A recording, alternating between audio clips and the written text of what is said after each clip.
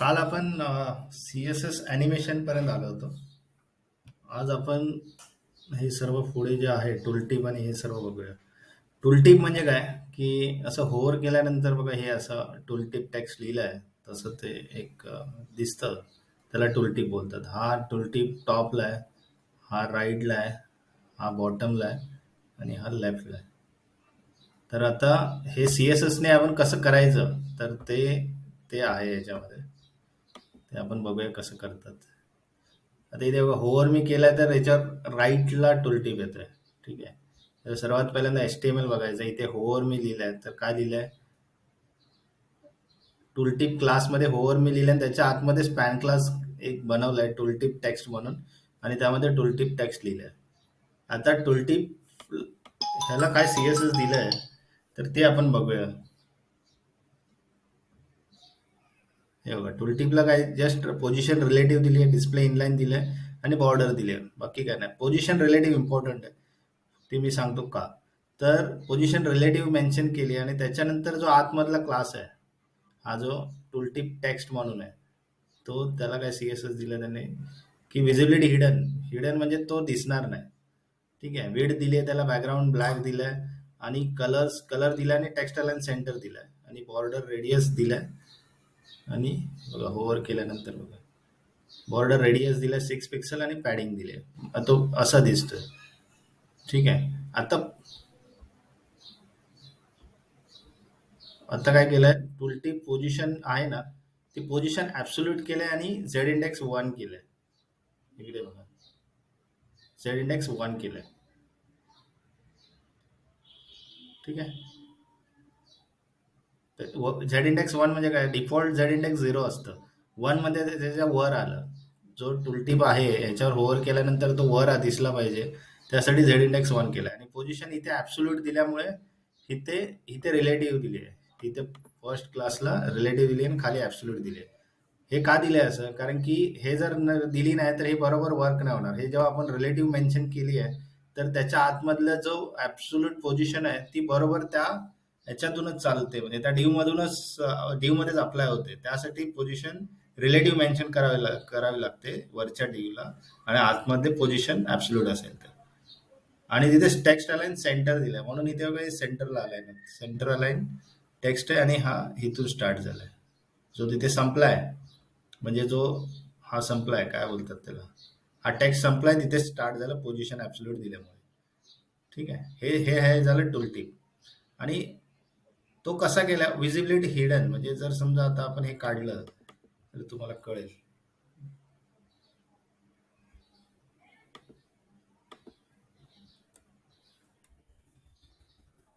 काढलं असं दिसतंय. त्याला हिडन दिलंय आणि होवरला विजिबल केलंय. म्हणजे जेव्हा आपण याच्यावर होवर करतो तेव्हा तो विजिबल केलाय म्हणून तो दिसतोय. तर हे झालं टूलटिप. आता टूलटिपच्या पोझिशन्स पोझिशन्स काय आहेत, आता त्यांनी दाखवल्याप्रमाणे लेफ्ट राईट टॉप बॉटम त्याच्या पोझिशन्स होत्या, त्या कशा करायच्या आता ते बघूया. आता राईट टूलटिप जर पाहिजे असेल तर काय करायचं, सेम सेम जी CSS दिली तीच आहे. ठीक आहे.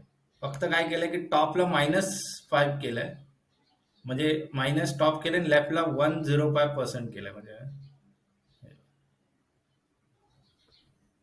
असं केल्यानंतर ते इथे गेलं. 105 म्हणजे काय, की 105, म्हणजे 105 लेफ्टने जाणार पर्सेंटेज, म्हणजे 100 + 5%.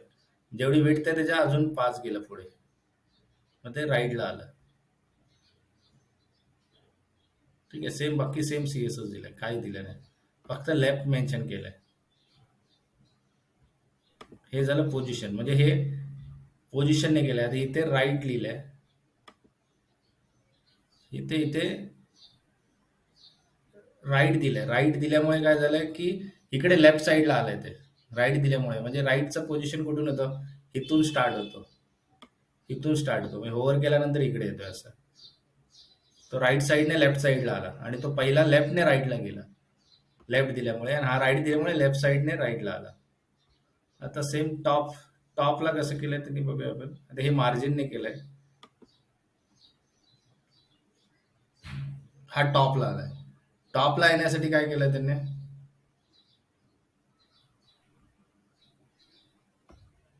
लेफ्ट 50% केलंय.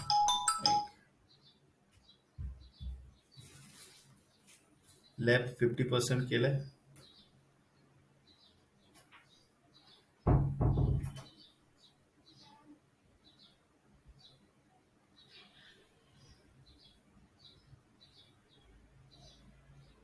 ठीक आहे.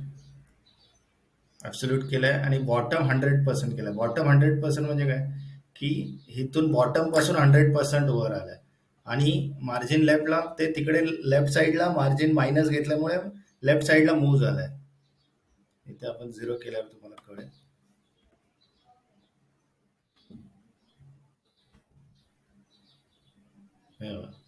मायनस केल्यावर 60 केल्यामुळे तो त्याच्या लेवलला आला आणि हा 100 बॉटम केलाय.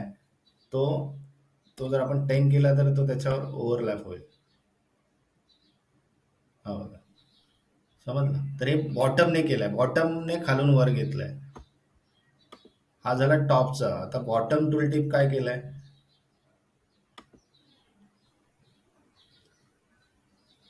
इथे सेम केलंय की टॉपने 100% केलंय म्हणजे वरून 100%, मग तो खाली गेलाय.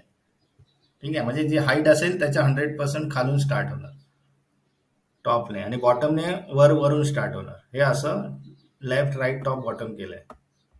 ठीक आहे, म्हणजे पोझिशन विजिशन केलं फक्त लेफ्ट राईट टॉप बॉटम ह्यालाच फक्त मार्जिन देऊन पण करू शकतो कधी कधी, किंवा यांनी पर्सेंटेज दिलेत, पर्सेंटेज देऊन त्याला मूव्ह केलंय, त्या बॉक्सला मूव्ह केलंय. ठीक आहे, हे सर्व हे टूल टिप आहे.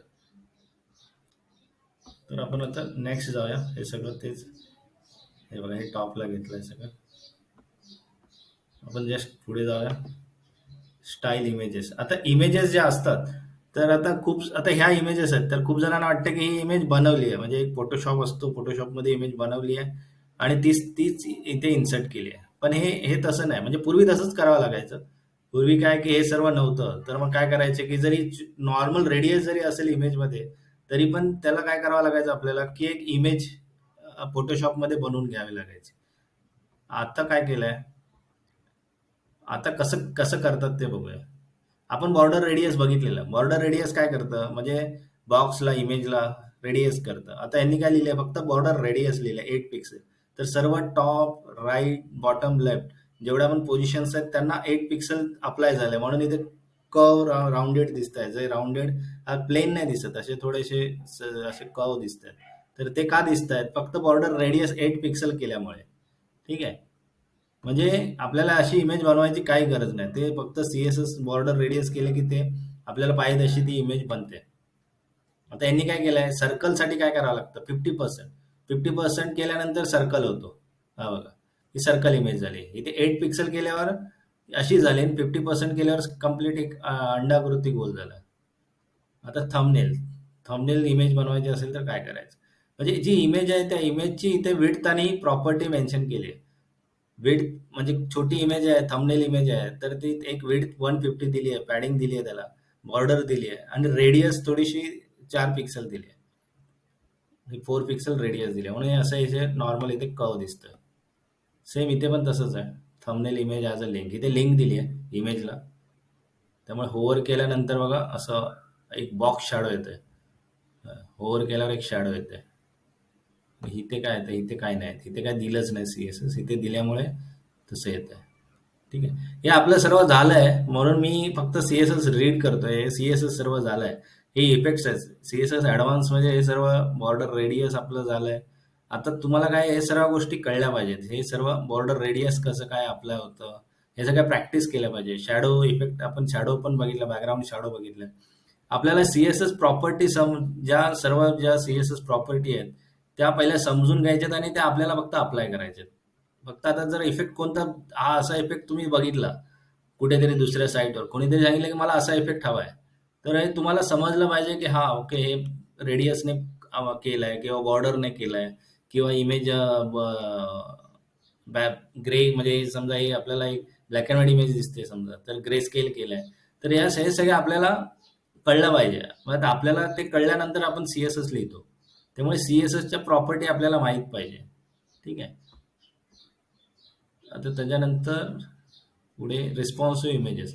रिस्पॉन्सिव्ह इमेजेस म्हणजे काय, की एक मोठी इमेज आपण यूज करतो. आता आपण आजकाल वेबसाईट्स असतात. एक वेबसाईट्स आपण डेस्कटॉपसाठी एक वेबसाईट म्हणजे पूर्वी कसं असायचं, डेस्कटॉपसाठी वेबसाईट, मोबाईलसाठी एक वेगळं वेबसाईट असं बनवायचे. आता तसं काही गरज नाही. आता काय होतं, तीच साईट रिस्पॉन्सिव्ह बोलतात त्याला. तीच एक वेबसाईट असते, डेस्कटॉपमध्ये पण तशी दिसते, आयपॅडमध्ये पण तशीच, म्हणजे लेआउट्स चेंज होते, पण तोच कंटेंट असतो, तेच सर्व इमेजेस असतात, सर्व टेक्स्ट तोच असतो. पण तीच साईट रिस्पॉन्स करते, म्हणजे डेस्कटॉपला पण रिस्पॉन्स करते, आयपॅडला रिस्पॉन्स करते आणि मोबाईलला रिस्पॉन्स करते. तर ते कसे करतात, ते पुढे आहेच. पण आता रिस्पॉन्सिव्ह इमेजेस, त्या इमेजेस कशा करतात, आपण त्याला विड्थ मेन्शन नाही करायचे. आपण इमेजेसला विड्थ 100% देतो. जेव्हा आपण 100% घेतो, तर ती इन्सर्ट इमेज असेल ना, तर ती प्रॉपर रिस्पॉन्स करते त्या त्या ब्राउझरला. म्हणजे बघा, मॅक्स विड्थ 100 आणि हाईट हे दिल्यामुळे काय होतंय, की मॅक्स विड्थमध्ये जेवढी पण विड्थ असेल तेवढं ते हे करणार. आपण हे छोटं करून बघूया, म्हणजे तुम्हाला कळेल. हे एवढे मोठं आहे तरी पण ते 100%च येत आहे. मी छोटं करतोय तरी ते 100% आणि इमेज दिसते बरोबर. अशी नाही की इमेज कट होत आहे, क्रॉप होत आहे, तसं काही नाही. 100% दिसते. मी किती पण मोठी केली तरी तशी दिसणार, असं हे. ठीक आहे. आता ही इमेज मॅक्स विथ 100% म्हणजे कसं आहे, आता ही जी साईज आहे, ही एक इमेजची साईज आहे, ही एवढी साईज आहे. आता ह्या साईजच्या पुढे गेल्यानंतर मग त्याचं लिमिटेशन्स आहेत, त्यासाठी पण सीएसएस आहेत. पण हे सध्या हे हे स्मॉलरसाठी जेव्हा आपण वापरतो, मोठी इमेज स्मॉलरसाठी पण प्रॉपर दिसली पाहिजे, तेव्हा आपण मॅक्स विथ 100% लिहितो. ठीक आहे, हे समजून घ्या. त्यानंतर सेंटर इमेज.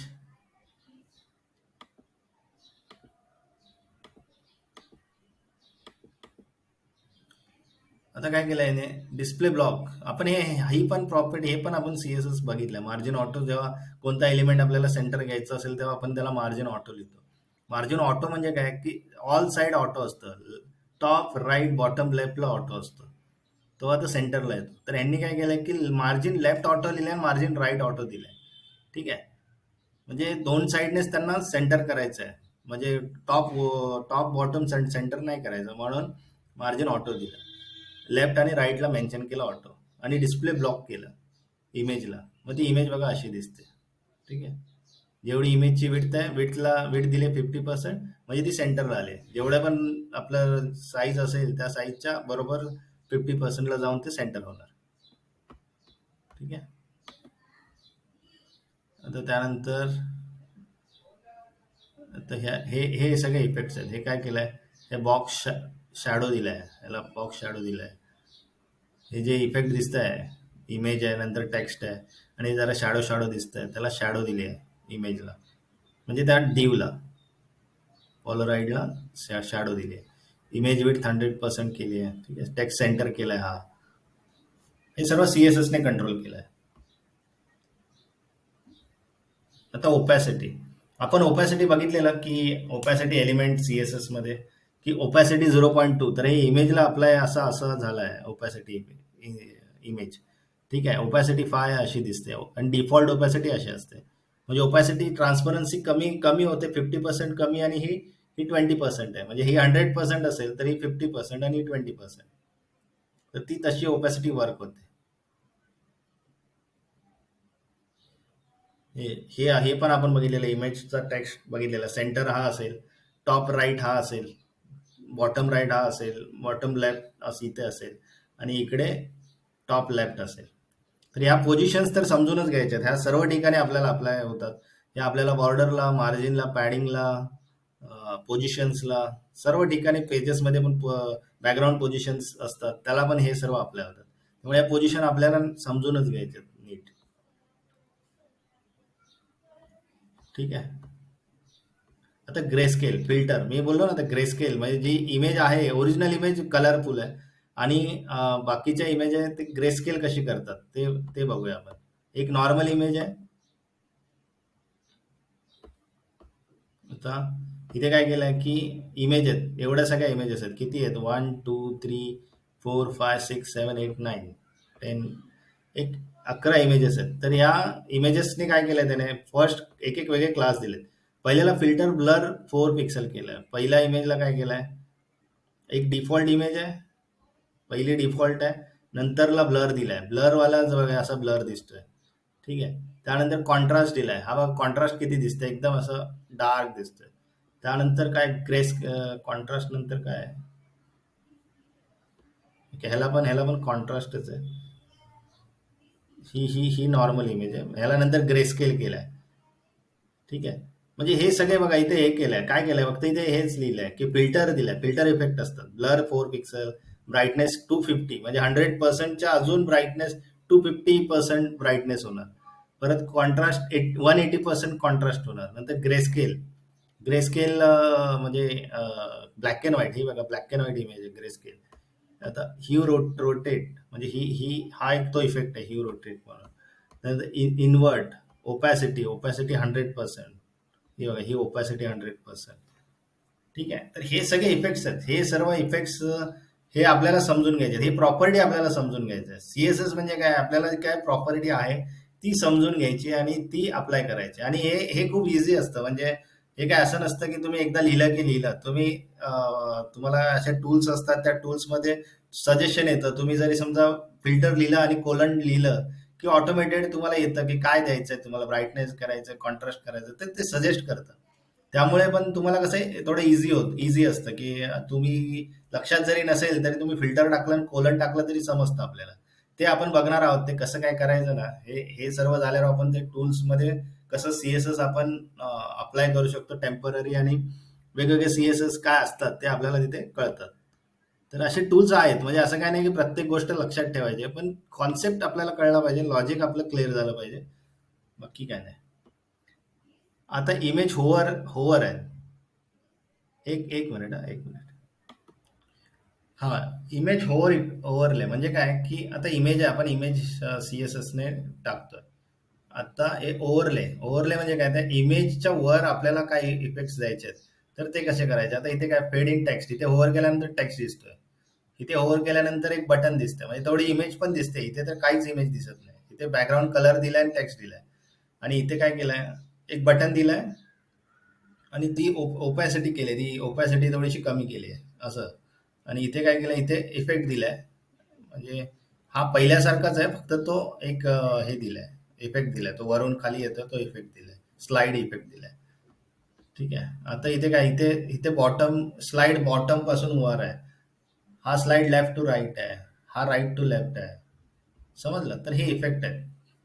हे कसे करायचे, एक एक इफेक्ट आपण बघूया. हा बघूया फक्त, लेफ्ट राईट तुम्हाला कळेल सगळं.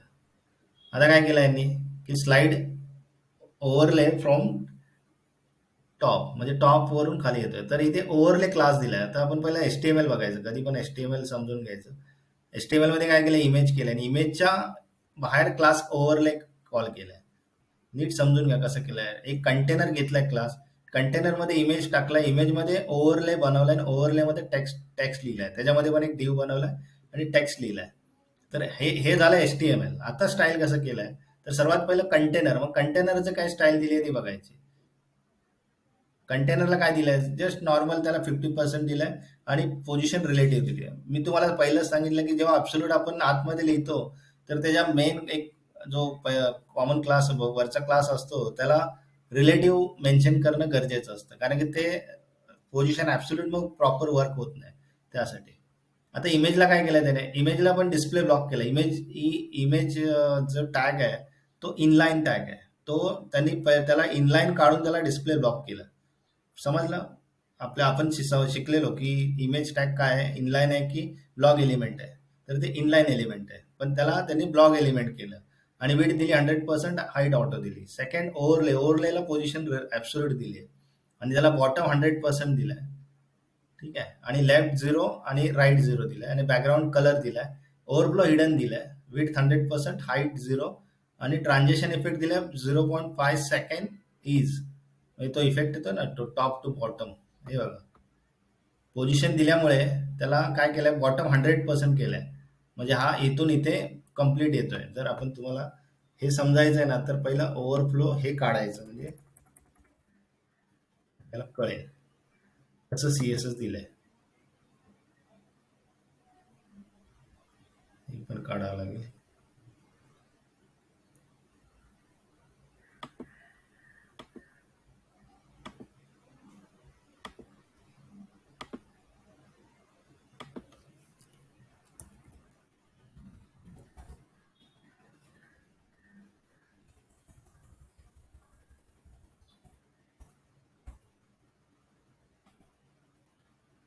होवरवर दिसतोय तो होवर पण आपण त्याला हाईट हाईट एक दिली पाहिजे. हाईट 0 दिले त्यांनी.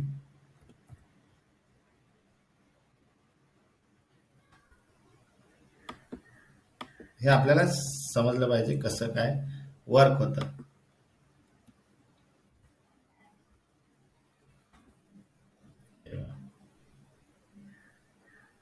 ठीक आहे, हे सगळं काय केलंय यांनी सगळं सेट केलंय. मी फक्त दाखवतोय ते ओव्हरफ्लो इडक हे केलंय. म्हणजे यांनी काय केलंय की राईट 0 केलं, लेफ्ट 0 केलं, बॉटम 100% केलंय आणि हाईट 100% आपण दिली आता. तर हा हा असंच आहे. आणि त्याच्यानंतर होवर केल्यानंतर काय येणार की बॉटम 0 येणार. म्हणजे हा इथे जो आहे बॉटम इथे पण 0 दिल्यानंतर तो दिसेल बरोबर. हो. अच्छा. म्हणजे पहिला तो वर घेतलाय डिफॉल्टला आणि होवर केल्यानंतर तो 0 म्हणजे तो तो ट्रान्झिशन इफेक्टने खाली येणार. तो ऍक्च्युली तो होवरवर खाली घेत आहे, पण त्याला ट्रान्झिशन इफेक्ट दिलाय त्याच्यामुळे तो आपल्याला स्मूथ वाटतोय. समजलं? बाकी काय सीएसएस एवढा काय कॉम्प्लिकेटेड नाही. हे सर्व फक्त ओव्हरलेला होवरवर बॉटम हे केलंय. समजलं? म्हणजे ह्या गोष्टी फक्त आपल्याला ते लॉजिक कळलं पाहिजे आपण कसं करतोय. कसं काय तो तो एलिमेंट कसा वर घेतला, त्यानंतर ओव्हर केल्यानंतर तो त्याला सांगितलं की ओव्हर केल्यानंतर हा 0ला येईल. तो वर गेलाय, त्याला हाईड केलाय आणि ओव्हर केल्यानंतर खाली येणार असं त्याला सांगितलंय आणि तो ट्रान्झिशन इफेक्ट दिल्यामुळे स्मूथ वाटतोय. तसंच same left to right bottom हे सर्व इफेक्ट दिलेत. हे सर्व सेम आहे. फक्त ते आता टॉप बॉटम आणि जे आहे ना ते हे केलंय. त्यामुळे ह्याची थोडी प्रॅक्टिस करा. हे तुम्हाला समजलं पाहिजे नक्की. ठीक आहे. आता फ्लिप इमेज म्हणजे हे कसं होवर केल्यानंतर बघा इमेज फ्लिप एनी इमेज म्हणजे होवर केल्यानंतर इमेज फ्लिप होते म्हणजे अशी फिरते इमेज. हे काय केलंय ते आपण कालच बघितलेलं ट्रान्झिशन स्केल. एक्सला ती -1 जाते. -1 म्हणजे काय की त्याची कंप्लीट ती हे होते फिरते. डिरेक्शनच चेंज होते. ठीक आहे. हे बघा उलटी कशी आपण ती अशी उलटी करतो तशी ती दिसते ती इमेज. स्केल एक्स स्केल -1 ला ती हे झाली. एक्स म्हणजे X axis, Y axis X axis. तर एक्स ऍक्सेसला व्हर्टिकली सॉरी हॉरिझॉन्टली ती फ्लिप झाली. तर हा हा तो इफेक्ट आहे ट्रान्सफॉर्म. रिस्पॉन्सिव्ह गॅलरी हे सर्व आपण झालंय आपलं. हे सर्व हे सगळं हे केलंय डिव क्लास मेन्शन करून 1 2 3 4 इमेजेस टाकून हे विड्थ मेन्शन केली आहे. त्याला मार्जिन फ्लोट लेफ्ट हे पण झालंय आपलं. विड्थ दिली आहे, पॅडिंग दिली आहे. ठीक आहे. आणि त्याच्यामध्ये हे मीडिया क्वेरी आपण ते बघूया. आपण हे सगळं आहे आपल्या पुढे. मीडिया क्वेरी रिस्पॉन्सिव्ह साठी वेगवेगळं सीएसएस त्यांनी मेन्शन केलं. इमेज मॉडेल म्हणजे काय हे बघा. असं क्लिक केल्यानंतर इमेज ओपन होते. डायलॉग बॉक्स त्याला दिलाय. हे हे ॲनिमेशन हे केलं. इमेजला इमेजच कॉल केले. ही इमेजला मोठी इमेज कॉल केली आहे आणि ते जावा स्क्रिप्ट जे आपण बोललो ना हे मॉडेल माय मॉडेलमध्ये गेट एलिमेंट जावा स्क्रिप्ट यूज करून ऑन क्लिकवरती इमेज डिस्प्ले करतायत. ठीक आहे. सध्या हे एवढं आपण नाही बघायचं. आता इमेज रिफ्लेक्शन. इमेज रिफ्लेक्शन म्हणजे काय की इमेज असते. ही इमेज बघा, ही इमेज रिफ्लेक्ट केली इकडे राईट साईडला अशा 2 इमेज. तर ते रिफ्लेक्शन आहे. ते कसं करायचं. पण ह्याचा एक डिसएडव्हान्टेज आहे की हे सपोर्टच नाही क्रोमला सॉरी फायरफॉक्सला. मग फायरफॉक्सला सपोर्ट नाही तर मग ही प्रॉपर्टी वापरायची का तर नाही वापरायची. कारण की फायरफॉक्स युजर खूप आहेत. हे हे सर्व हे ब्राउझर आहेत. हे ब्राउझर वापरणारे खूप जण आहेत आणि हे पण बाकी सगळ्यांना ह्याला पण जास्त सपोर्ट नाही. 79 पासून सपोर्ट आहे. या 2 याला जास्त सपोर्ट नाहीये. ठीक आहे. तरी आपण बघूया हे कसं काय फ्लिप करतात ते बघूया जस्ट. कारण की हे आज सपोर्ट नाहीये पुढे मागे कसं असतं हे सपोर्टचं कसं असतं की जर मेजॉरिटी जर ब्राउझर असेल, मेजॉरिटी वापरणारे ब्राउझर्स असतील आणि त्या ब्राउझर्समध्ये जर समजा ते सपोर्ट नसेल तर मग आपण ते यूजच करायचं नाही. कारण की मग त्याला अल्टरनेटिव्ह काय काय करणार आपण. त्यासाठी आपण ती ती गोष्ट आपण वापरतच नाही. आपण ट्राय करतो की आपण जेवढे जास्तीत जास्त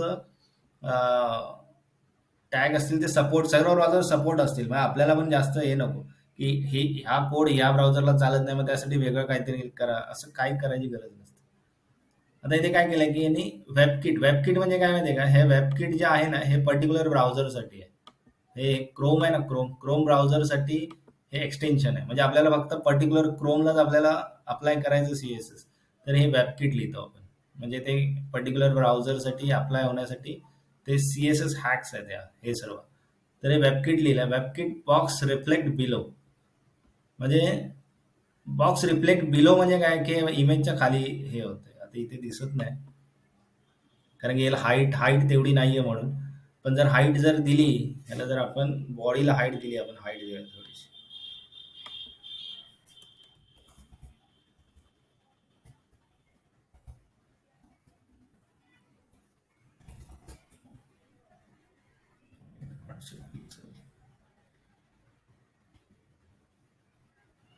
रिफ्लेक्ट केल्यानंतर ही अशी खाली इमेज रिफ्लेक्ट झाली.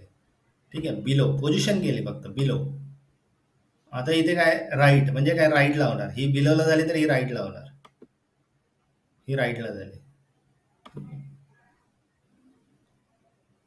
आता बिलो 20%. आता इथे काय बिलो आणि प्लस 20% अजून थोडी शिफ्ट झाली. म्हणजे ही गॅप आहे तो 20% ने हे झालं, खाली गेली अजून. ठीक आहे.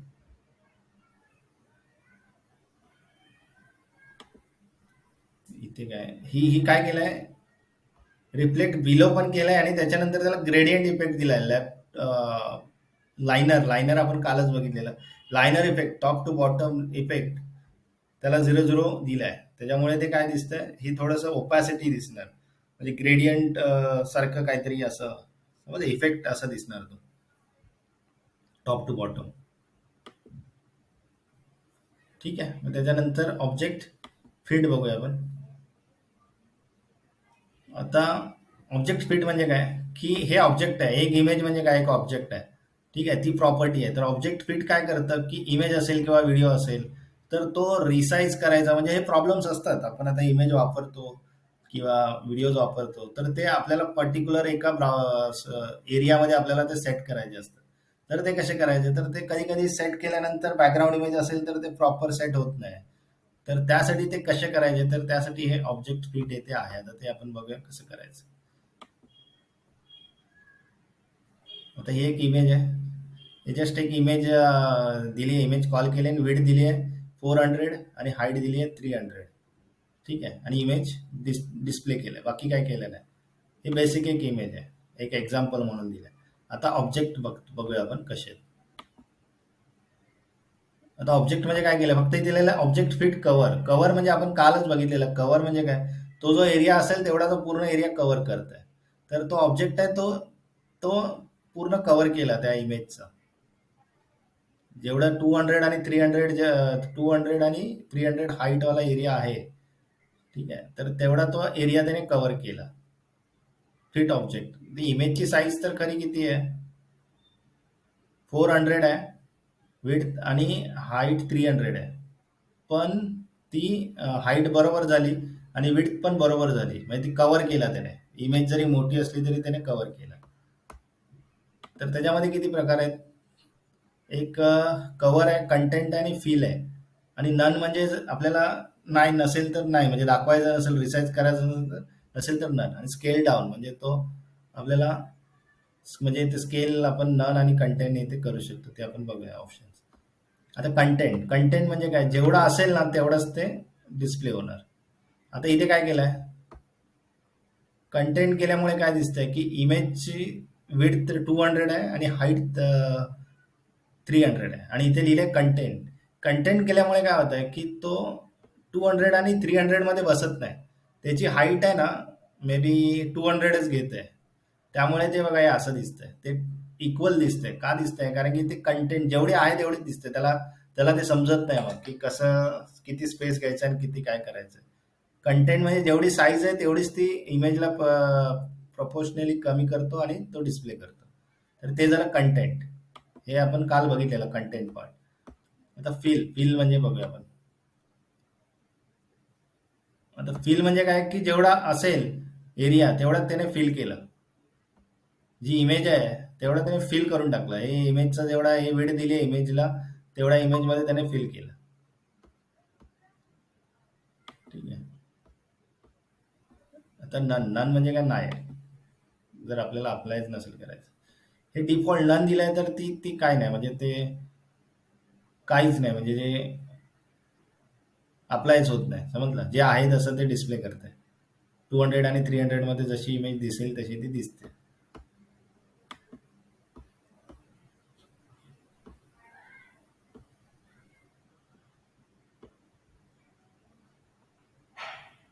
आता कवर आणि हे कुठला एक्झाम्पल आहे?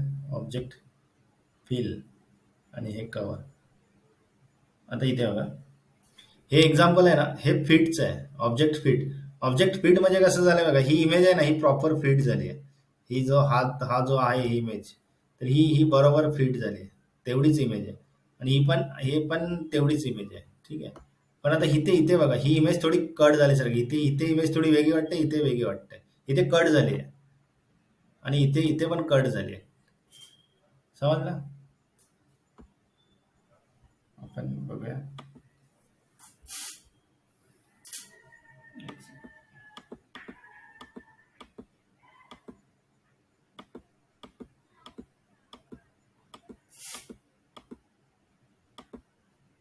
आता काय आहे, हे जस्ट इमेज इमेज त्यांनी डिस्प्ले केल्या आहेत. ह्या इमेज नॉर्मल आहेत, फिट फिट आहेत, म्हणजे do not use fit and resize browser window. आता ऍक्च्युली इमेज असतात ना, त्याला हे करायची गरज नसते मोस्टली. कारण की इमेज जेव्हा इन्सर्ट करतो आपण, तेव्हा ती प्रॉपर तेवढी जेवढी साईज आणि विड्थ असते तेवढीच ती घेतं. तर यांनी फ्लोट लेफ्ट देऊन विड्थ 100% देऊन ती इमेज कॉल केली आहे. तर हे असं इमेजेस दिसत आहेत. त्याच्यानंतर जर आता हे कव्हर आहे, हा जो पार्ट आहे तो कव्हरवाला आहे. हा बघा, हा काय केलाय, ऑब्जेक्ट फिट कव्हर आणि ऑब्जेक्ट फिट कव्हर. हा त्याने कव्हर केलाय, पण प्रॉब्लेम काय झालाय, कव्हर केला पण ती इमेज बरोबर दिसत नाही. जशी इमेज दिसली पाहिजे कम्प्लीट पूर्ण, म्हणजे जो एरिया आहे तेवढा घेऊन टाकला त्याने. असं. ठीक आहे. त्याच्यामध्ये हे सगळं फिल फिल आपण बघितलं, कंटेंट बघितलं आणि कव्हर बघितलं. स्केल डाऊन आणि स्केल डाऊन नाही बघितलं आपण. स्केल डाऊन म्हणजे ते इमेज आपण मेन्शन करतो, की जेवढी आपल्याला इमेज साईज पाहिजे त्याची इमेजची साईज आपण पिक्सेलमध्ये मेन्शन करतो. बॅकग्राऊंड पोझिशनमध्ये आपण आपण बघितलेलं ना, की एक्स आणि वाय ऍक्सेस असेल तर त्याला आपण मेन्शन करतो 20 पिक्सेल किंवा 20% किंवा 50%. आपण जसं मेन्शन करतो तसं स्केल डाऊन करतो. ठीक आहे. आता ऑब्जेक्ट अपोजिट कडे जाऊया, आपण नेक्स्ट जाऊया.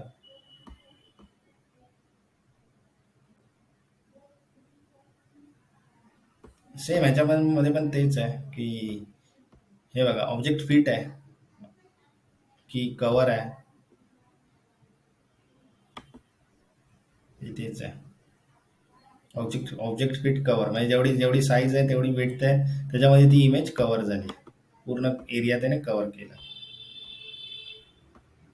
आता अपोजिट ओके, ऑब्जेक्ट पोझिशन आहे. जे पोझिशन आपण बोलतो ना, जे की त्याच्यामध्ये 80% आणि 100%, म्हणजे आता ही इमेज आहे, ते इमेजची 100%, 80% वाय आणि एक्स ऍक्सिस जो असेल, तो तो तिथून ती इमेज हे करतोय, म्हणजे 80% त्याने इकडे केली आहे एक्सला, म्हणजे हॉरिझॉन्टली 80% मूव्ह केली आहे आणि व्हर्टिकली 100% आहे ती आहे. पण हॉरिझॉन्टली 80% दिसते ही इमेज, कव्हर केली आहे. म्हणजे त्याची पोझिशन्स थोडी मूव्ह केली आहे, इमेज शिफ्ट केली आहे इकडे. पोझिशन्सने पोझिशन्स आपण मेन्शन करू शकतो. आणि इकडे ऑब्जेक्ट फिट इथे कव्हर केलं आणि इथे पर्सेंटेज मध्ये दिलं. तिथे पिक्सल मध्ये होतं, तिथे पण पर्सेंटेज मध्येच होतं. आता इथे पण पर्सेंटेज मध्येच आहे, की इथे ऑब्जेक्ट पोझिशन 15 पिक्सल आहे. ही 15 पिक्सल अशी दिसते. 80ला ती अशी ती हे दिसत होतं, फक्त बिल्डिंग दिसत होती. 15ला हे असं टॉवर काहीतरी दिसतंय. ठीक आहे.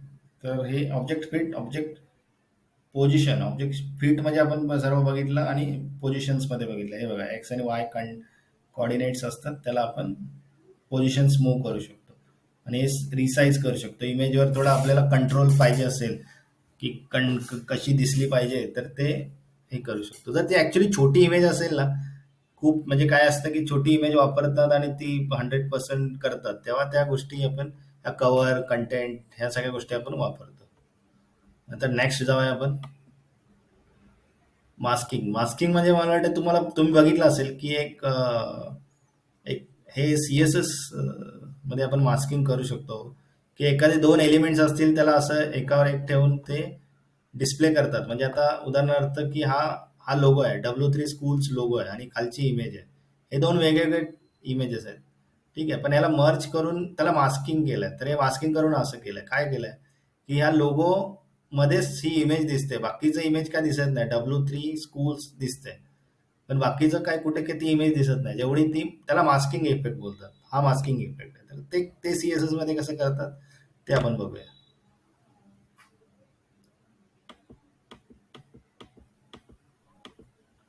आता काय इथे आपल्याला दिसतं की डिरेक्टली W3चं लोगो आहे आणि त्याच्यामध्ये ती इमेज दिसते, त्या लोगो मध्येच दिसते. तर यांनी काय केलंय की वेबकिट, हे बघा, हे वेबकिट बोललो ना, ब्राउझरचं एक्सटेन्शन आहे, वेबकिट लिहिलंय. म्हणजे हे हे सपोर्टेड ब्राउझर आहेत. म्हणजे हे असं लिहिलं, हे मास लिहिलं डिरेक्टली तर ते अप्लाय नाही होणार. वेबकिट लिहिलं तर ते ते अप्लाय होतं. म्हणजे ते मॉजसाठी मोझिलासाठी मॉज लिहितात, वेबकिट आपला ह्याच्यासाठी लिहितात, गुगल क्रोम. ठीक आहे, तर आता वेबकिट मास्क इमेज असं लिहिलंय. हे हे हे नीट प्रॉपर्टी बघून घ्या. त्यामध्ये URL कॉल केलाय W3 स्कूलचं. आणि मास्क इमेजसाठी पण हे बघा, हे हे नॉर्मल लिहिलंय. हे वेबकिट कशाला लिहिलंय, हे गुगल क्रोमला समजा, आणि हे कॉमन. जर गुगल क्रोमला नाही अप्लाय होणार हे, तर हे डिरेक्टली अप्लाय होणार. ठीक आहे, तर हे दोन कॉल केलेत. आता वेबकिट मास्क रिपीट तर नो रिपीट, आणि मास्क रिपीट नो रिपीट दोन सेम आहे. फक्त ते हे एक्सटेन्शन आहे, हे लिहिलंय, एक्स्ट्रा लिहिलंय. हे सपोर्ट असतो, ब्राउझरचे सपोर्ट्स असतात. अशा आपण खूप लिहितो, मॉज लिहितो, अजून वेबकिट लिहितो, ह्या सगळ्या गोष्टी लिहितो आपण. जर सपोर्ट नसेल तर ते, समजा हे मास्क इमेज सपोर्ट आहे, मे बी क्रोमला, त्या काही क्रोमला सपोर्ट नसेल, त्यामुळे मग वेबकिट त्यांनी मेन्शन केलंय. आता mask repeat no repeat simple लिहिलंय, फक्त इमेज मास्क हे केलंय, मास्क इमेज लिहिलंय, इमेज टाकली आणि त्याला नो रिपीट लिहिलंय, काहीच लिहिलं नाही, सिंपल आहे. आता ते काय केलंय, फक्त इमेज आहे त्या इमेजला एक क्लास दिलाय. ठीक आहे, हा जो डिव घेतलाय, त्या डिव मध्ये मास्क 1 लिहिलंय आणि त्याच्यामध्ये इमेज घेतली, तर ही अशी दिसते. काही केलं नाही, फक्त इमेज कॉल केली तिकडे आणि त्या डिव मध्ये इमेज कॉल केली. म्हणजे त्या डिव मध्ये जे इमेज कॉल होईल त्याला ते मास्क होईल. सिंपल मास्किंग इफेक्ट झाला. समजलं? म्हणजे एका ह्या दोन, हे फक्त हे दोन लाईन मध्ये आपल्याला मास्किंग इफेक्ट आपण केला. तर हे झालं मास्क. हे बेसिक मास्किंग बघितलं. आता थोडं पुढे आपण बघूया काय काय आहे. आता लायनर ग्रेडियंट मास्कने काय केलं, आता इथे काय केलं, इमेजेस दिसते मास्कने. ठीक आहे, मास्क रिपीट आणि नो रिपीटने इमेज दिसते. रिपीट केलं तरी असं दिसेल, नो रिपीट केल्यावर सिंगलच दिसेल. हे बघा, हे रिपीट आहे. म्हणजे हे जेवढी इमेज आहे तेवढं W3 दिसते. नो रिपीट केल्यामुळे एकच दिसणार. आता ग्रेडियंटने पण मास्क करतात. म्हणजे आता आपण काय बघितलं की एका लोगो लोगो घेतला आणि मास्क केला. आता काय करतायत ते, एक ग्रेडियंट इफेक्ट, आपण ग्रेडियंट इफेक्ट बघितलेले, तर ते ग्रेडियंट इफेक्ट घेऊन त्यांनी मास्क करतात. ते कसं करतायत ते बघूया. हे सेम वेबकिट आणि मास्क इमेज लिहिलंय आणि त्याच्यानंतर तिथे लिहिलंय लायनर ग्रेडियंट आणि ब्लॅक आणि ट्रान्सपरंट. ब्लॅक म्हणजे काय, खाली ब्लॅक आहे, ठीक आहे, आणि वर ट्रान्सपरंट आहे. आणि बघूया इफेक्ट, ही बघा, ही ओरिजिनल इमेज अशी आहे आणि हा ग्रेडियंट आहे, ब्लॅक टू ट्रान्सपरंट. म्हणजे हा ब्लॅक पासून असं ट्रान्सपरंट आहे, म्हणजे हा वरचा टॉप पार्ट आहे तो ट्रान्सपरंट आहे म्हणून दिसत नाही. ठीक आहे, आणि खालचा हा ब्लॅक कलर आहे. तो ओपॅसिटी ट्रान्सपरंट असल्यामुळे तो थोडासा असं दिसतो.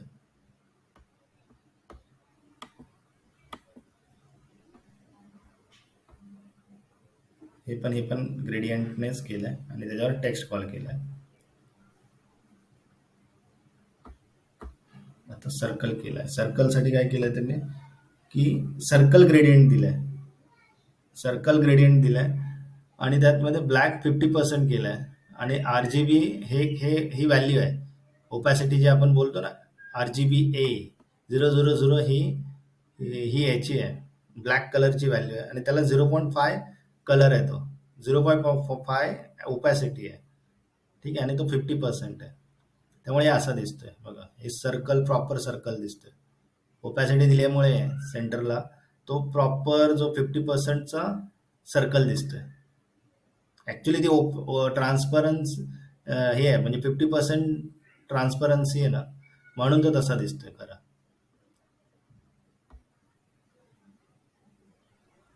इलिप्स म्हणून हा एक हे दिलाय, हा ट्रायंगल दिलाय, हा स्टार आहे.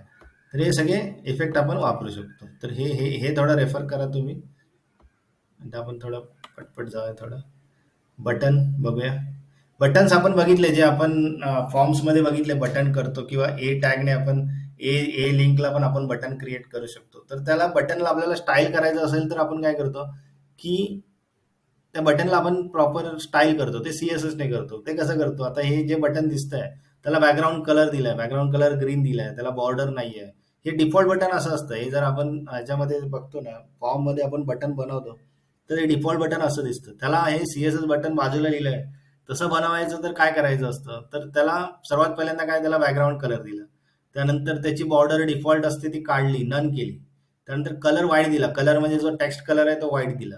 पॅडिंग दिली. हे जरा हा कसा चिकटलेला दिसतोय, तर याला जरा पॅडिंग दिल्यामुळे जरा मोठा वाटतोय. त्यानंतर टेक्स्ट सेंटर केलाय. हा टेक्स्ट लेफ्टला होता, हा टेक्स्ट सेंटर केल्यामुळे थोडं सेंटरला येतोय. ठीक आहे. आणि टेक्स्ट डेकोरेशन नन, म्हणजे इथे इथे ऍक्च्युली नाहीये, पण इथे अंडरलाईन येते कधी कधी, तर ते काढून टाकले. आणि डिस्प्ले इनलाईन केलं, आणि फॉन्ट साईज जी फॉन्ट आहे ती त्याला अप्लाय केली. हे आपण सगळं बघितलेलं. हे आपण सर्व सीएसएस मध्ये झालंय. तर हे सर्व सीएसएस अप्लाय करून बटनला हे असे स्टाईल करतात. हे सगळं सेम बटन्स कलर्स देऊन असे आपण स्टाईल करतो. बटन्सला स्टाईल करण्यासाठी ह्या सगळ्या गोष्टी वापरतो.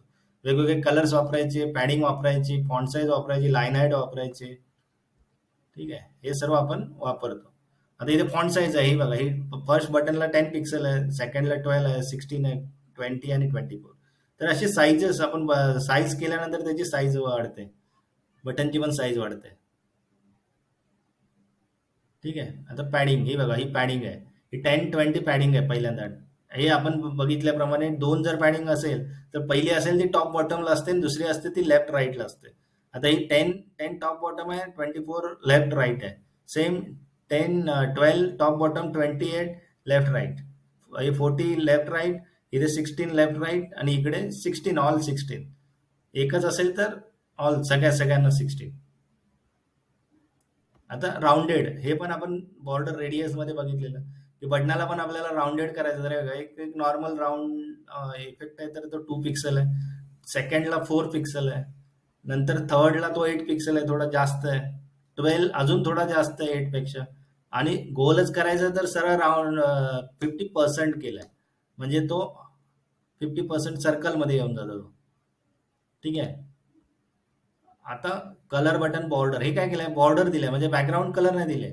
म्हणजे किंवा बॅकग्राऊंड कलर कधी कधी देत नाही, किंवा तो जो बॅकग्राऊंड कलर समजा आपण व्हाईट वर ते करतोय, बॅकग्राऊंड कलर व्हाईट असेल तर त्याला बॅकग्राऊंड कलर व्हाईटच देऊन टाकायचा, म्हणजे तो आपल्याला असं ट्रान्सपरंट वाटतो, म्हणजे की त्यात काय कलर नाही असं वाटतं. ठीक आहे.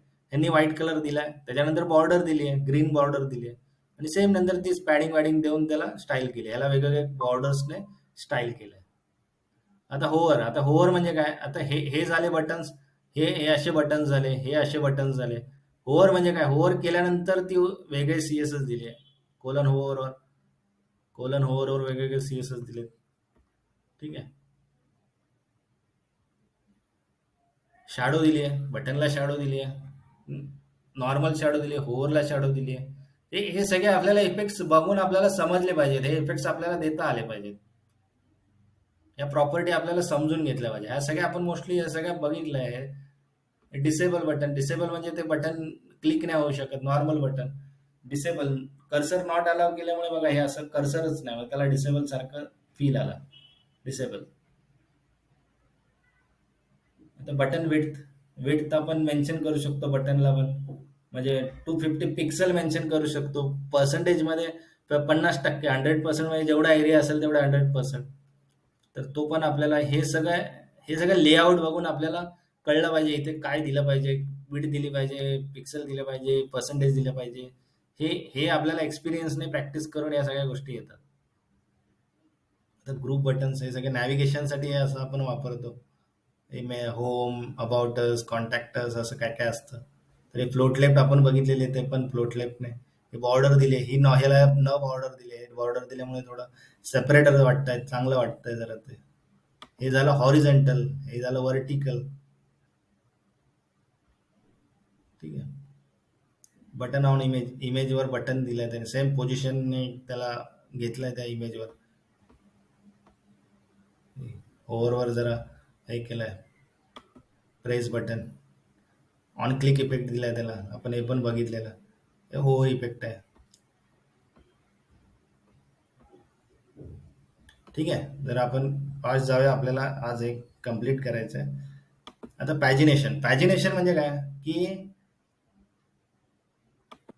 पॅजिनेशन म्हणजे काय की आपण आता वेबसाईट्स बघतो, खूप सारे ब्लॉग्स बघतो. ब्लॉग्स म्हणजे काय असतात की अशी कॅटेगरी, आता समजा इथे ब्लॉग्स आहेत का, असे खूप सारे पेजेस असतील, 10, 20, 25 पेजेस असतील. तर ते इंट्रो असतो. ब्लॉग म्हणजे कसं की एक टायटल, इंट्रो इंट्रो असतं त्याच्यामध्ये, ब्लॉग सेक्शन. आणि त्याला असे 20, 25 पेजेस असतील, तर ते एका पेजवर 10 दिसतात. तर असे असे समजा 100 असतील, तर ते 10 पेजेस वेगवेगळे तयार होतात, डायनामिक. तर ते त्याच्यासाठी ते पॅजिनेशन ते असतं की फर्स्ट पेज, मग नेक्स्ट पेजवर जाण्यासाठी आपण सेकंडवर क्लिक करतो, मग थर्ड पेजवर जाण्यासाठी थर्डवर. आपण गुगलमध्ये बघतो, गुगलमध्ये जेव्हा आपण सर्च करतो तेव्हा आपल्याला पेजेस येतात खाली. एकाच पेजवर आपल्याला किती 10 दिसतात, मग नेक्स्ट नेक्स्ट नेक्स्ट वर 10 दिसतात. समजलं? तर जेवढे पण पेजेस असेल तेवढे हे पॅजिनेशन्स येतात. तर त्याला कसं स्टाईल करायचं, तर सेम हेच आहे की डिस्प्ले इनलाईन, पॅजिनेशनला डिस्प्ले इनलाईन केलंय, आणि ए ला कलर दिलाय, फ्लोट लेफ्ट दिलाय, पॅडिंग वॅडिंग देऊन हे केलंय. हे ऑल सीएसएस आहे सर्व. ठीक आहे. हे आपण थोडं फास्ट जाऊया, कारण की आपलं झालंय. हे होवर इफेक्ट दिलाय, होवरवर त्या टेक्स्टला होवर केल्यानंतर असा इफेक्ट येतोय. ऍक्टिव्ह, त्याला एक ऍक्टिव्ह क्लास असेल, ऍक्टिव्ह म्हणजे दिला असेल टू, तो सिस्टम जनरेट करतो, तर त्यामुळे याने ए डॉट ऍक्टिव्ह असे क्लास दिलेत. मग ते त्यामुळे असं ऍक्टिव्ह दिसतोय तो टू. राउंडेड केलाय, हे थोडं रेडियसने, बॉर्डर रेडियसने राउंडेड केलाय. हे ट्रान्झिशन इफेक्ट आहे होवरवर, थोडेसे नॉर्मल ट्रान्झिशन्स वापरलेत.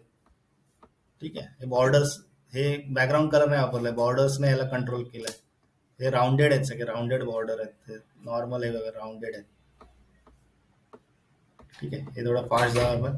आपण आता मल्टी कॉलम्सवर जाऊया. मल्टी कॉलम्स म्हणजे काय, सीएसएस मल्टी कॉलम्स लेआउट. आता बघा, ही अशी लेआउट तुम्ही बघितली असेल. एक आहे डेली, एक वरची 100% आहे, हा डेली पिंग, आणि 3 खाली कॉलम आहेत. ठीक आहे. तर आता हे कसं आहे, आपण बघितलेलं की डिव घ्यायचे, डिवला फ्लोट लेफ्ट येथे द्यायचं, असं असं आपण बघितलेलं. पण अजून आता काय आहे की नवीन आता सीएसएस खूप अपग्रेड होत आहे डेली. तर आता सीएसएस मध्ये काय करता येते, हे कॉलम लेआउट, गॅप, हे सगळं डिरेक्टली काही वर्षाने, तर आता हे सगळं कसं अपडेटेड सगळं होत जाणार. तर मग हे सगळं फ्लोट लेफ्ट हे ते सगळं काय होणार नाही, खूप इझी होणार सीएसएस. तर आता हे कसं आहे, कॉलम काउंट बघा, आता हे सपोर्ट आहे. आता ऍक्च्युली 50च्या नंतर सपोर्ट आहे, म्हणजे ऍक्च्युली हे आणि 52च्या. पण आता खूप जण ओल्ड ब्राउझर वापरत असतील, तर हे प्रॉब्लेम आहे, हे नाही चालत, म्हणून हे जास्त वापरलं जात नाही. पण तरी पण आपण बघून घेऊया हे. आता बघा, आता काय केलं इथे, सिम्पल आहे. इथे न्यूज पेपर एक क्लास घेतलाय, त्याला कॉलम काउंट 3 लिहिले, बस, बाकी काय लिहिलं नाही. आता काय केलं इथे, फक्त न्यूज पेपर लिहिलाय, आणि त्याला कॉलम काउंट 3, म्हणजे जेवढा हा टेक्स्ट आहे ना, तो ऑटोमेटेड बघा इथे 3 कॉलम मध्ये डिवाइड झाला. काय आपण केलं का, हा टेक्स्ट जेवढा आहे ते तेवढाच टेक्स्ट तो एवढा घेतला त्याने, ह्याच्यामध्ये हाईट एक पर्टिक्युलर घेतली, आणि ती सेम हाईट, हा कंटेंट परत इथे स्टार्ट झाला, परत इथे इथे संपला. बस कॉलम काउंट 3 केलं तरी असे कॉलम काउंट 3 झाले. ठीक आहे. आता त्याच्यानंतर काय आहे की गॅप आहे. आता तो कॉलम 3 झाले, त्याच्यानंतर त्याच्यामधला जो गॅप त्यांनी कव्हर केलाय, म्हणजे आता तो 40 पिक्सल मधला जो गॅप आहे तो 40 आहे, तो कमी करू शकतो, वाढवू शकतो, म्हणजे तो कंट्रोल आला इथे. आता त्याच्यानंतर काय, कॉलम रूल. आता रूल पण बघूया.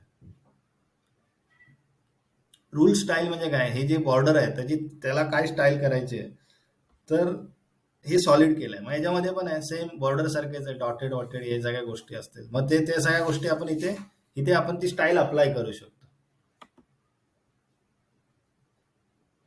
तर विड्थ, आपण त्याच्यात विड्थ पण मेन्शन करू शकतो. आता रूल तो थोडा डार्क होता, थिक होता. इथे रूल आपण मेन्शन केला, width 2 pixel, 1 pixel, 2 pixel mention करू शकतो. आता कॉलम, आता कलर, आता तो कलर आहे, तो बॉर्डरचा कलर आहे, तो तो मेन्शन केला इथे. बघा, रूल कलर्स. सिंपल आहे एकदम, काहीच नाही म्हणजे.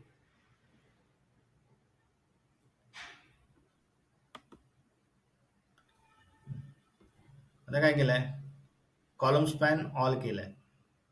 म्हणजे काय की हा जो टेक्स्ट आहे हा ह्याच्या डिव मध्येच घेतलाय, आणि हा कॉलम स्पॅन माहिती ना, आपण रोज स्पॅन हे केलं, कॉलम स्पॅन हे कॉल स्पॅन बघितलेलं. तर ते आता हे काय केलं की हा H1 आहे, तो तो कोणत्या ह्याच्यामध्ये नाही गेला पाहिजे. तो 100% तो एक टायटल दिसला पाहिजे, म्हणजे समजलं. तेव्हा त्याला कॉलम स्पॅन केलं, त्या H1 ला कॉलम स्पॅन करून तो 100% घेतला त्याने, आणि खाली मग बाकीचे ते 3 क्लासेस चालू झाले. तर त्यासाठी कॉलम स्पॅन केलाय.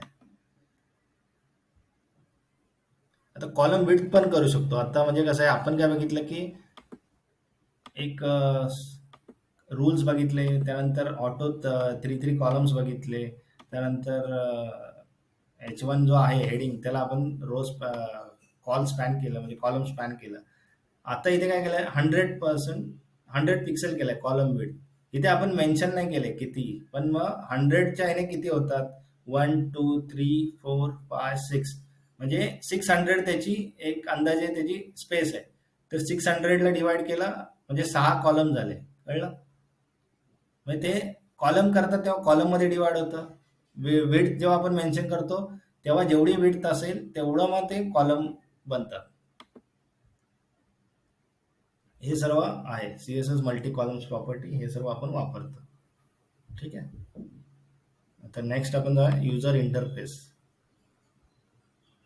आता हे पण बघा, हे पण 7915 पाय हे आहे, सपोर्ट आहे बऱ्यापैकी. CSS रिसाइज, यात काय रिसाइज आणि आउटलाईन ऑफसेट हे बघूया आपण.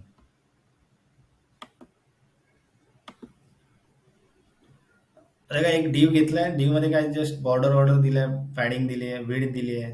ठीक आहे. आणि रिसाइज दिले हॉरिझॉन्टल. ठीक आहे. आणि ओव्हरफ्लो ऑटो दिलाय.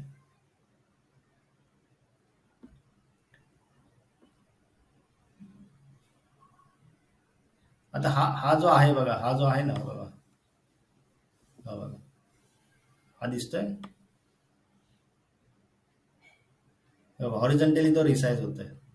म्हणजे रिसाइज हॉरिझॉन्टल लिहिल्यामुळे तो असा होतोय. तो खाली वर नाही जाणार, तो फक्त हॉरिझॉन्टलच जाणार. हे बघा, वर नाही जाणार, तो खाली हेच होणार. समजलं? हॉरिझॉन्टली रिसाइज होणार. आता व्हर्टिकल असेल तर तो व्हर्टिकल होणार. हा व्हर्टिकल आहे तर हा बघा, तो व्हर्टिकल होणार. ठीक आहे. आता रिसाइज बोथ, बोथ म्हणजे काय समजलं ना, बोथ म्हणजे दोन्ही साईडला हॉरिझॉन्टल पण होणार, व्हर्टिकल पण होणार. रिसाइज नन म्हणजे नन नाहीच, म्हणजे तो काय रिसाइज नाही होणार. हा नन आहे, हा काहीच नाही होणार. ठीक आहे. तर हे झाले रिसाइज. आता CSS आउटलाईन ऑफसेट, आपण आता आउटलाईन ऑफसेट बघूया.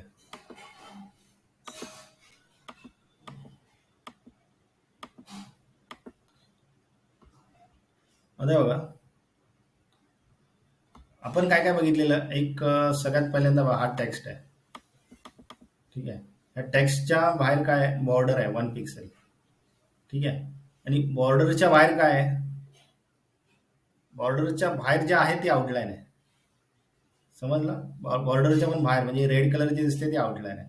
आणि ऑनलाईन ऑफसेट 15 पिक्सेल, म्हणजे ती ऑनलाईन आउटलाईन ऑफसेट आहे ना, ती 15 पिक्सेल आहे, म्हणजे ती 15 पिक्सेल आहे, म्हणून ती अजून बाहेर गेली. कळलं? आता आता हे झालं फर्स्ट मध्ये. आता सेकंड मध्ये काय केलं, आणि मार्जिन 20 दिली आहे त्याच्यामध्ये. ही बाहेरची मार्जिन 20. मग ते इथे बघा, इथे 10 पिक्सेल आहे मार्जिन इथे. त्यानंतर पॅडिंग नाही आहे तिथे, आणि डॅश दिली आहे. ही आउटलाईन आहे ना, ती डॅश डॅश वाली ती आउटलाईन आहे सेकंड मध्ये, ब्ल्यू वाली. ठीक आहे. आणि त्याला ऑफसेट 5 दिलाय, म्हणून तो 5 पिक्सेलच तो स्पेस आहे आतला. कळलं? बॉर्डरच्या बाहेर येते ती आउटलाईन येते. आपल्याला एखादी आउटलाईन आपल्याला पाहिजे असेल तर ते आपण आउटलाईन मेन्शन करू शकतो. हे बघा, add space between any outline and the edge or border of element. म्हणजे बाहेरचा आणि बॉर्डरच्या मधला जो स्पेस असतो ती आउटलाईन असते. सीएसएस व्हेरिएबल्स नाही आपण बघणार, कारण की हे व्हेरिएबल जे आहे ते सॅस आणि हे जे सीएसएस आहेत त्याच्यामध्ये फंक्शन्स बनवले जातात सीएसएसचे. आणि ते फंक्शन बनवून ते कॉमन असतात, म्हणजे कॉमन व्हेरिएबल्स बनवले जातात. ठीक आहे, सीएसएसचे. आणि तेच व्हेरिएबल आपण यूज करतो, रियूज करतो. व्हेरिएबल्स का बनवतो? कारण की ते रियुजेबल असतात. कॉमन सीएसएस यूज करतात त्यासाठी वापरतो. तर सध्या मी हे बघत नाही, आपण या सगळ्या बेसिक गोष्टी आपण, कारण की त्याच्यामध्ये जाणार नाही. सॅस सीएसएस हे ते सर्व आपण सध्या तरी काय बघणार नाही. ठीक आहे, त्यामुळे हे हे हे थोडं बाउन्स होऊ शकतं, म्हणून मी जास्त काय बोलत नाही. फक्त एक बेसिक इन्फॉर्मेशन देतो की जसं आपण पीएचपी लिहितो तसं सीएसएस लिहितात. म्हणजे तसं आता सीएसएस मध्ये पण व्हेरिएबल्स असतात. ठीक आहे, नेम्स घेतो आणि तेच कॉमन हे करतो. पण हे कधी आहे, ह्या ज्या साईट्स असतात व्हेरिएबल्सच्या साईट्स कशा बनवल्या जातात, की सुरुवातीला सर्व फिक्स असतं साईटमध्ये. काय कॉमन कलर असतात, प्रायमरी कलर कोणता, सेकंडरी कलर कोणता, परत टेक्स्ट H1 ची फॉन्ट साईज कोणती, H2 ची फॉन्ट साईज कोणती, पी ची फॉन्ट साईज कोणती, हे सर्व पहिलंच फिक्स असतं. आणि जेव्हा ते सर्व फिक्स असतं तेव्हा आपण ह्या सगळ्या गोष्टी यूज करतो. ठीक आहे, कारण कसं कधी आपण मोस्टली कशी साईट कसे बनवतात, की आपण साईट बनवतो मग डिझायनर चेक करतो, डिझायनर बोलतो की अरे याची फॉन्ट साईज थोडी मोठी वाटते, छोटी कर. म्हणजे कन्सिस्टन्सी नसते. एक बोलतात ना की कन्सिस्टंट पाहिजे. जे रूल्स बोलतात ना की पाहिजे की H1 ला एवढीच फॉन्ट साईज, H2 ला तेवढेच. तसं जेव्हा असेल तेव्हा हे एक पॅटर्न म्हणजे असतो की तो सेट फिक्स झाला पाहिजे, तर तेव्हाच ते आपण यूज प्रॉपर करू शकतो. तर हे सगळं व्हेरिएबल्स आहेत, हे व्हेरिएबल्स यूज करतात. हे बघा असे जस्ट बघूया आपण.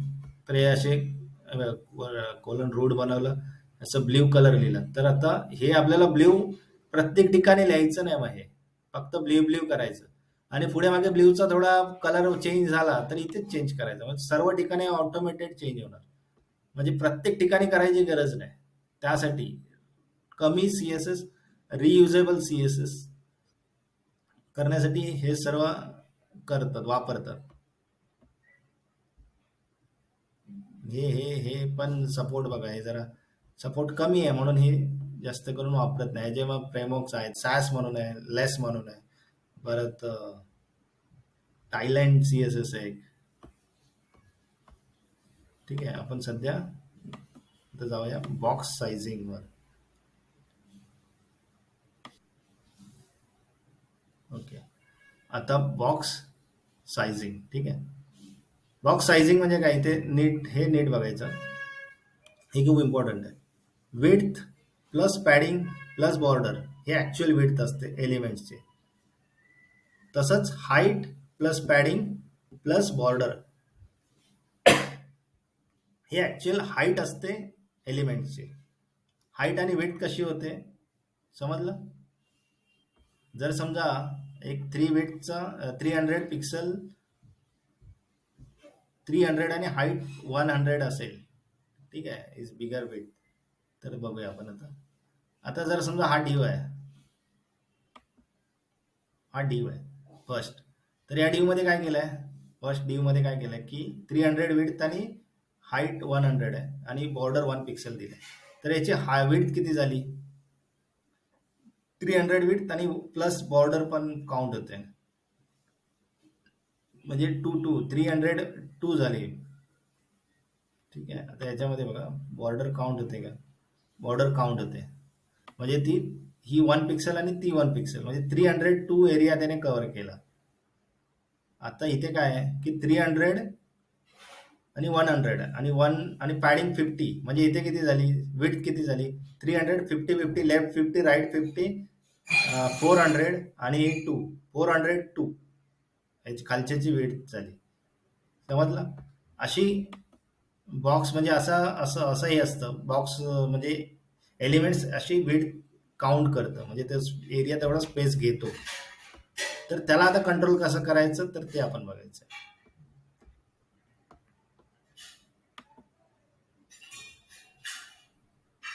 आता इथे काय हे सेम सेम आहे, फक्त हे दिलेलं आहे की बॉक्स सायझिंग बॉर्डर बॉक्स आणि बॉक्स सायझिंग बॉर्डर बॉक्स. जेव्हा आपण असं लिहितो, ठीक आहे. जेव्हा बॉर्डर बॉक्स लिहितो तेव्हा त्याची विड्थ असते ना, जी विड्थ बघा, ह्याची विड्थ बघा किती आहे, 300 आहे आणि बॉर्डर 1 पिक्सल आहे, आणि याची विड्थ 300 आहे आणि बॉर्डर 1 पिक्सल आहे आणि पॅडिंग पण 50 पिक्सल आहे. पण दोघांची इकडे बघाल तर सेम विड्थ दिसते. का दिसते? कारण की इथे काय दिले, इथे पॅडिंग नाही दिली. जेव्हा आपण बॉक्स सायझिंग लिहितो आणि बॉर्डर बॉक्स लिहितो तर ती तेवढी विड्थ असते, तेवढीच विड्थ घेते, त्याच्यामध्येच ती पॅडिंग आतमध्ये काउंट करते, ती बाहेर नाही काउंट करत. म्हणजे विड्थ वाढत नाही, विड्थ जेवढी असते तेवढीच येते. समजलं? तर असं आपल्याला करायचं असेल तर हे हवे बघा, सेम कॉमन आहे, ह्याच्यामध्ये पॅडिंग 50 पिक्सल वाढली नाही, ही आहे तेवढीच आहे.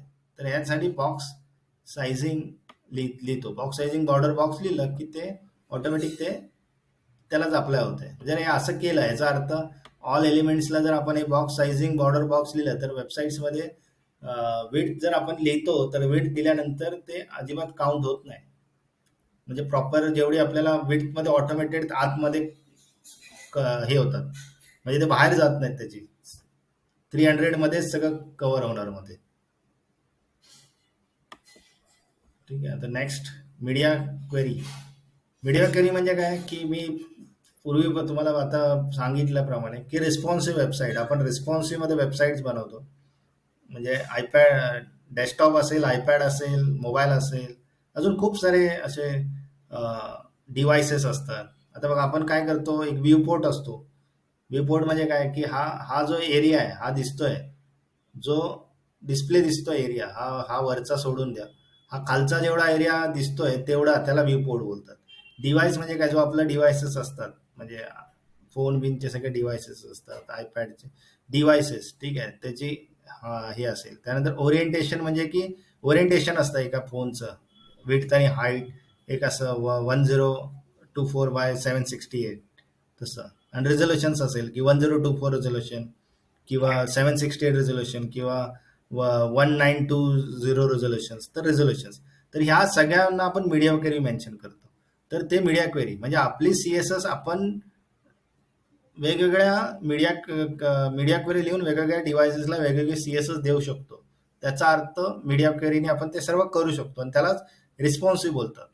म्हणजे आपल्याला कंट्रोल आपल्याला पूर्ण असतो वेबसाईट्सवर मीडिया क्वेरी वापरून. तर ते आपण बघूया आता मीडिया क्वेरी काय असतं. मीडिया क्वेरी टाईप बघा किती आहेत. एक ऑल आहे. ऑल म्हणजे काय की सर्व ऑल टाईप डिव्हायसेसला होतं. म्हणजे यूज ऑल लिहिलं ना आपण तर सर्वांना अप्लाय होतो. प्रिंट लिहिलं तर फक्त प्रिंटर असतात ना, म्हणजे प्रिंट करतो एखादा पेज, प्रिंटला दाबतो तर प्रिंट करण्यासाठीच ते अप्लाय होतं. स्क्रीन म्हणजे काय, हे फक्त कॉम्प्युटर स्क्रीन्स, टॅबलेट्स आणि स्मार्टफोन त्याच्या स्क्रीनला होतं. स्पीच म्हणजे जे जे रीड करतो, ठीक आहे, की एक स्क्रीन रीडर असतात ना, ते reads the page out loud, म्हणजे त्यासाठी ते म्हणजे करतो. तर हे 1 2 3 4, तर असे फोर मीडिया क्वेरी आहे. तर आपण बघूया एक्झाम्पल्स मीडिया क्वेरीचे. आता मीडिया क्वेरीचे एक्झाम्पल्स काय आहेत बघा. हे काय केलं, बॅकग्राऊंड कलर पिंक आहे बॉडीला, पण 480च्या पर्यंत तो लाईट ग्रीन आहे. मग आता आपण 480च्या इथे काय लिहिलंय बघा, मीडिया कसं लिहिलंय ते नीट बघा. Media screen, media screen and media screen म्हणजे सगळ्या स्क्रीन आणि मीन विड्थ, मीन म्हणजे त्या विड्थ पर्यंत, मिनिमम विड्थ, मेन म्हणजे मिनिमम विड्थ 480 पर्यंत, 480, ठीक आहे. त्याला बॉडीचा कलर काय, लाईट ग्रीन. आता आपण लाईट ग्रीन छोटा करूया. हे बघा, हे हा काय झाला, मीन विड्थ पर्यंत 480 लाईट ग्रीन, आणि हा मोठा केल्यानंतर पिंक.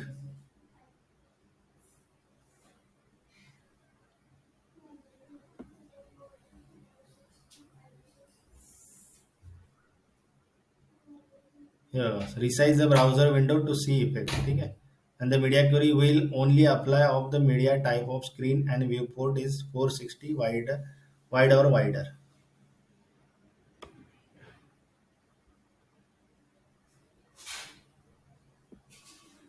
ओके.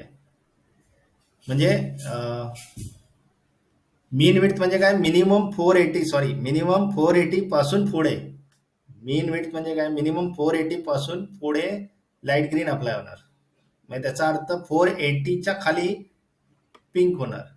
आता जेवढा पिंक येईल ना, त्याचा अर्थ 489 80च्या खाली येते. हा आता 480च्या खाली स्टार्ट झाला, तर हे सगळं पिंकच येणार. आणि आता वर करणार तर 480च्या वर जेवढा पण असेल तेवढा ते लाईट ग्रीन येणार. समजलं? आता मीन केलं ना त्यांनी.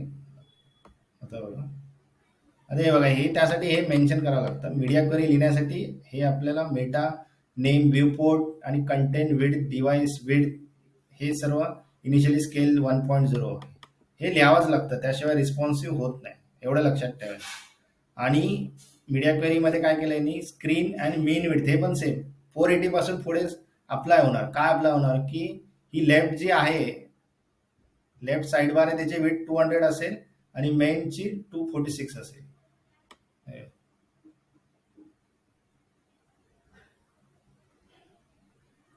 हे म्हणजे 480च्या खाली 100% आहे, पण 480च्या वर गेल्यानंतर हे असं असं लेफ्ट राईट झालंय. म्हणजे ही ह्याला विड्थ मेन्शन केले, ह्याला विड्थ मेन्शन केलं. हे आणि हे हे नीट बघायचं. पण हे हे कसं केलंय ते नीट बघा. @media screen and mean width colon 480 आणि एक क्लोज केलाय. नंतर कर्ली ब्रॅकेट स्टार्ट केलं आणि इथे क्लोज केलाय आणि त्याच्या आतमध्ये CSS लिहिलंय, त्याच्या आतमध्ये कर्ली ब्रॅकेट वेगळे आहेत. हा पॅटर्न नीट समजून घ्या. तुम्ही असं हे जरी हे सोडलं ना एखादं, तरी ते अप्लाय होणार नाही. त्यामुळे हे हे बघायचं, हे कर्ली ब्रॅकेट स्टार्ट करायचं आणि त्याच्या आतमध्येच लिहायचं काय लिहायचं ते. मीन विड्थ असेल, मॅक्स विड्थ असेल. तर हे झालं मीन विड्थ. मीन विड्थ म्हणजे काय की तिथून पुढे चालू होणार, 480 पासून पुढे चालू होणार.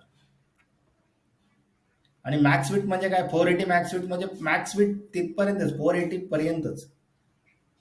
समजलं? तर मीन विड्थ, मॅक्स विड्थ. आणि अजून कधी कधी काय करतो की विड्थ पण मेन्शन करतो. म्हणजे 768 पासून, म्हणजे मीन विड्थ 768 आणि मॅक्स विड्थ 980. म्हणजे हा एक झाला, म्हणजे हा आयपॅडचा झाला. तर हे आयपॅडसाठीच मग अप्लाय होणार, मीन आणि मॅक्स. म्हणजे त्याच्या वर पण होणार आणि त्याच्या खाली पण होणार, पर्टिक्युलर तेवढ्याच सेक्शन, तेवढ्याच विड्थला.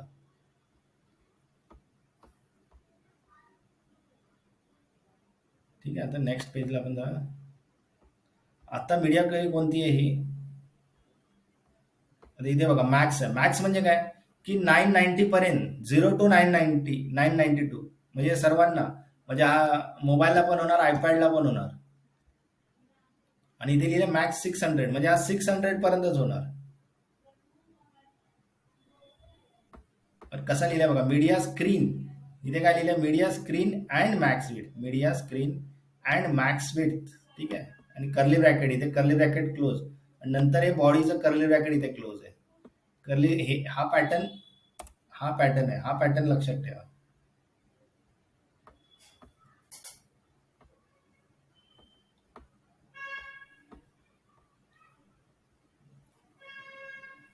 हे बघा. आता हा असेल लार्ज लार्ज स्क्रीन. म्हणजे माझी मोठा तुमच्याकडे मॉनिटर असेल, मोठ्या मॉनिटरवर 4 कॉलम दिसणार, 1 2 3 4. आणि त्याच्यानंतर माझा समजा छोटा आहे, माझा आयपॅड आहे, मग आयपॅडवर मला ते 4 नाही दिसणार, मला 2 दिसणार. म्हणजे 2 2 दिसणार, मग बाकीचे 2 खाली शिफ्ट होणार. आणि मी मोबाईलवर बघतोय तर मला एकच दिसणार, मग ते खाली खाली दिसणार. हॉरिझॉन्टल स्क्रोल म्हणजे व्हर्टिकल स्क्रोल वाढतो याच्यामध्ये, हॉरिझॉन्टल नाही, व्हर्टिकल स्क्रोल येतो मोबाईलमध्ये. म्हणजे जर हे 4 कॉलम असे खाली खाली येत राहणार, तुम्ही मोबाईलवर बघत राहाल, असं नुसतं तुम्ही वर वर स्क्रोल करत जाल, खूप मोठा होत जातो.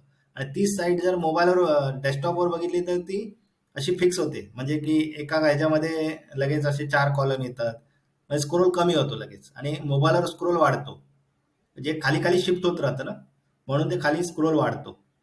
हे असं असतं, ह्याला रिस्पॉन्सिव्ह बोलतात. हे बघा, हे असे 4 कॉलम, हे ह्याच्यामध्ये असे दिसणार, ह्याच्यामध्ये असे दिसणार.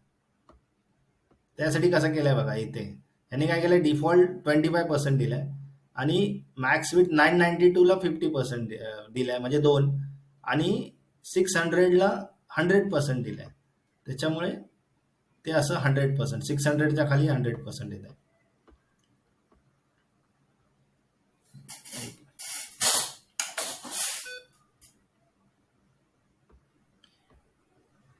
ठीक आहे. आता कधी कधी काय करतात की हाईड एलिमेंट करतात. म्हणजे मोबाईलमध्ये काय करतात की काय काय एलिमेंट्स असतात ते डेस्कटॉपमध्ये चालू ठेवतात आणि पर्टिक्युलर एखादं रेझोल्युशन आलं की ते काढून टाकतात आणि मोबाईलसाठी वेगळा कॉल करतात.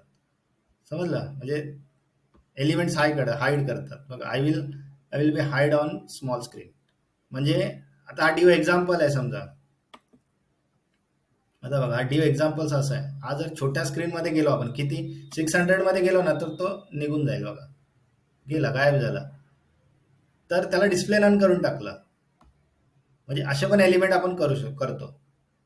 फॉन्ट साईज चेंज करतो. हे एक मोठे इश्यू असतात, कारण की आता कसं आहे की मोठ्या ह्याच्यामध्ये 80 पिक्सल फॉन्ट साईज आहे आणि छोट्यामध्ये तो 80 तर खूप मोठा दिसेल, म्हणून त्याला फॉन्ट साईज मध्ये 600 मध्ये त्याला हे करतात, 30 पिक्सल, म्हणजे ऑलमोस्ट अर्धापेक्षा कमी केलं त्याला. ठीक आहे.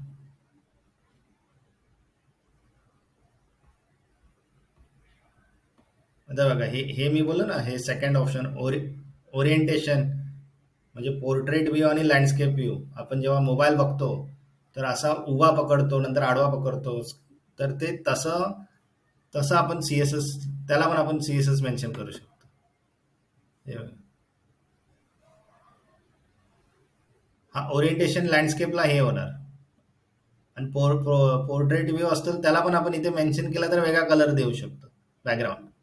म्हणजे हे हे असंच लिहायचं, मीडिया ओनली. ओनली म्हणजे ह्याला ओनली लिहितात. ठीक आहे. म्हणजे की त्या पर्टिक्युलर त्यालाच अप्लाय होण्यासाठी ओनली स्क्रीन अँड ओरिएंटेशन. ठीक आहे. इथे आपण मीन आणि मॅक्स लिहित होतो. आता मीन आणि मॅक्स दोन्ही. ठीक आहे. दोन्ही लिहित मी मी तुम्हाला बोललो ना दोन्ही कशा लिहायच्या. आता इथे दोन्ही लिहायचे असेल तर कशा बघा, media screen and max width 900 and min width, म्हणजे 600 टू 900 मध्ये हे चालणार सगळं. त्याला काय आहे, म्हणजे हा फॉन्ट साईज 50 पिक्सल. आता आपण बघूया 900च्या पुढे गेल्यानंतर हा बघा गेला. ठीक आहे. 900च्या पुढे आलो, आता 900च्या आत जाऊया. हे 900 पर्यंत चालू झालं, आता 600च्या खाली गेल्यानंतर तो परत गायब होईल. हे बघा. ठीक आहे. तर हे हे असं मेन्शन, म्हणजे आपण पर्टिक्युलर हे केलं आहे, मीडिया क्वेरी मेन्शन केली आहे. ठीक आहे.